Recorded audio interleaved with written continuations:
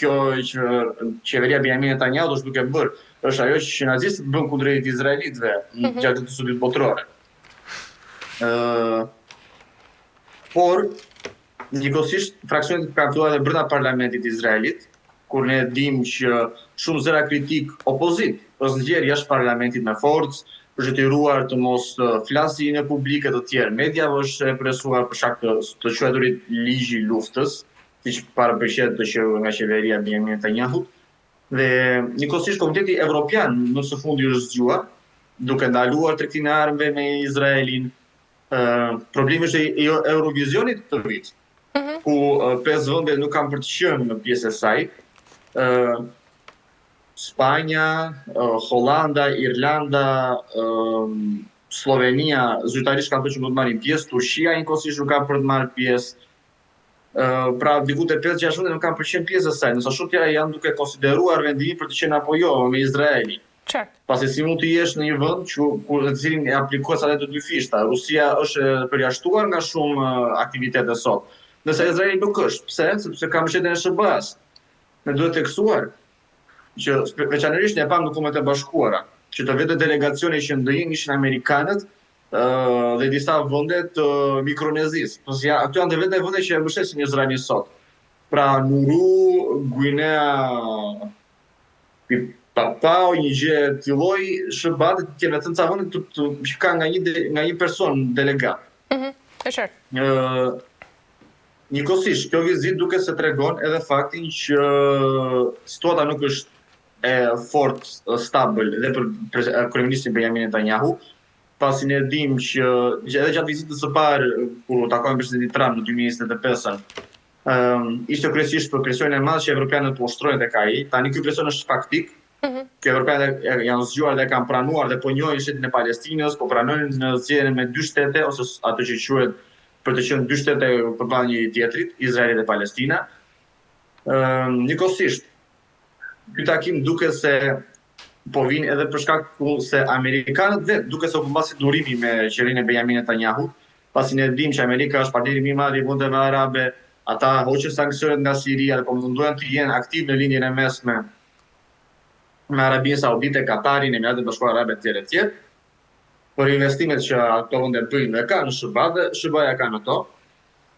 Njëkohësisht, SBA-si i intereson, të paktën presidenti Trump, i cili krenohet me faktin që ka bërë 8 deri në 9 plane paqeje për të vendosur paqe në botë.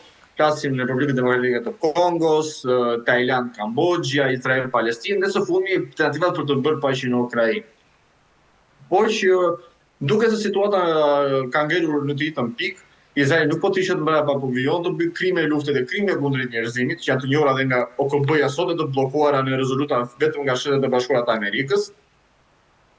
Por që ky takim duket më shumë mbi media, pasi dhe media izraelite ka marrë dhe shumë motivim dhe më tani nuk ka më frikë, pasi situata ka degraduar totalisht, ka dalë nga kontrolli. Ushtria izraelite ka dalë nga kontrolli totalisht. Pavarësisht organizimit që ata kanë të tjerë, kjo është kthyer më shumë si një ushtri mercenare se sa një ushtri kombëtare. Njëkohësisht, në shumë ushtra izraelit kanë kaluar në gjendje depresioni, shoku ose në vetvrasje në Izrael. Dhe nuk është diçka e jashtëzakonshme, pasi është një ushtri e cila ka mbi 4 vite, por në vitin e 5, që po bën vetëm masakre, po bën krime lufte, duke vrarë civil pafajshëm e të tjerë. Dhe kësaj rrate duket se presidenti Trump ka për ta pasur fort të vështirë, do se kjo vizitë ka përqenë më gjatë se e para, dhe ka përqenë për vitin e ri, ka për ta pasur fort të vështirë për ta nxjerrë Benjamin Netanyahu nga kjo situatë kaotike, dhe nga kjo situatë e cila duket totalisht, me thënë e kuptojmë fundi si ka përqenë. Është herë ta bëhone duhet të triqet, pasi ai, ashtu si presidenti Zelenski, është të pushtet nga ligji i luftës, ka shkel kushtetutë në shumë aspekte, ka limituar lirinë e mediave, ka kryer krime lufte, dhe ne dimë që gjykata ndërkombëtare ka shpallur një mandat arresti për Benjamin Netanyahu, dhe që shumë vende sot kanë shpallur atë si persona non grata ose nuk e lejojnë të hyjnë në hapësirën e tyre kombëtare. Kur u bë në Poloni vitin e kaluar një komemorim i madh për çlimin e Auschwitzit, nga ushtria sovjetike dhe trupat polake, Benjamin Netanyahu supozot ishte pjesëmarrës, po ai nuk lejua nga autoritetet polake, pasi qeveria polake tha që neve nuk mund të garantojmë sigurinë tënde dhe ne nuk duam të kemi të bëjmë me një krizë politike për shkak të reputacionit dhe asaj që ju po kryeni në Izrael. Ai nuk erdhi. I vetë një vend që ai ka vizituar në Evropë ka qenë Hungaria e kryeministit Viktor Orban, e cila është një vend neutral, oficialisht, politikisht në anën gjeopolitike.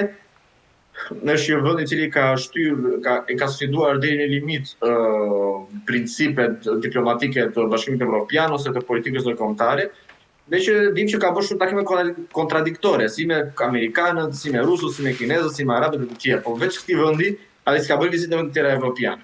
Pasi është e para këto vende kanë treguar që është e jo logjikshme të pranosh një vend i cili po kryen genocid. Po që mbi anën e presidentit Trump, mund të themi që Amerika sot është i vetmja anije e Izraelit për ta nxjerrë nga kjo situatë, edhe vetmja anije për Benjamin Netanyahu për të dalë nga kjo situatë. Por që pavarësisht suportit amerikanë duke se ka pas dhe shpërthime, ne dim që kur Izraeli filloi të bënte bombardimet e jashtëligjshme kundrejt Iranit vitin e kaluar, jo, si vjet. Pas presidenti Trump erdhi në zyrë, presidenti Trump përdori një gjuhë shumë të ashpër kundër asaj që Izraeli po bënte. Me duke se edhe presidenti Trump është lodhur në farpike me atë që Izraeli është duke bërë. Dhe se si kjo gjë po arrin po del dhe nga kontrolli amerikanëve dhe që po stër zgjatet. Kështu që mund të kemi edhe një person amerikanë për t'i dhënë fund gjës, pasi paqja u nënshkrua. Tani ngele për të implementuar, por përderisa Izraeli vijon të godasi, duke përdorur si pretekst faktin që Hamasi ka akoma armë, ose që 2 milion civil palestinez janë të gjithë potencialisht terroristë të mundshëm. Kjo është jo logjike. Se në këtë aspekt do të thotë që duhet të fillosh bombardimin e gjithë tyre civilëve, të vrasësh 90% të tyre, me këtë logjike që është përmendur në një media polake, të vrasësh 90% të tyre, të thuash në fund që tani ja dola, pasi numrat e mia në disproporcion më të madh se numrat e armikut tim. Kështu që do të thotë tani të bëjmë paqe. Por kjo nuk ka logjik. Qartë, mirë. Elianos, të falenderoj shumë, ne kemi arritur në fund të këtij programi. Faleminderit për informacionet. Faleminderit për të falenderoj shumë. Mirë, të nderuar teleshikues, do bëjmë një përmbledhje të shkurtër se çfarë diskutuam ditën e sotme. U ndalen tek Teherani ku situata vazhdon të jetë alarmante, ndërsa disa letërnjoftime që ofrojnë kontrata për të bashkuar me luftën ruse tregojnë se sa shumë po përpiqet Moska nga ana tjetër të zgjerojë dhe forcat e saj. Një fenomen që sigurisht pra ngre edhe pyetje serioze për sigurinë dhe ndikimet ndërkombëtare. Nga Kievi, presidenti i Ukrainës Volodymyr Zelensky konfirmoi gatishmërinë për të mbajtur zgjedhje, por nënvizoi se kjo do të mundur vetëm me mbështetjen konkrete financiare dhe logjistike të Shteteve të Bashkuara të Amerikës edhe Bashkimit Evropian, një thirrje sigurisht e qartë kjo për solidaritet edhe bashkëpunim për në një kohë kur vendi lufton për stabilitetin. Dhe vëmendja është tek takimi i nivelit të lartë mes Trump dhe Netanyahut, një dialog ky që mund të ndikojë drejt për drejt në fazën e dytë të planit amerikan për Gazën dhe të përcaktojë sigurisht dhe hapat e ardhshëm në lindjen e mesme. Me kaq përmbyllim për ditën e sotme, bashkë do të shihemi sërish ditën e martë. Deri atëherë, mirupafshim.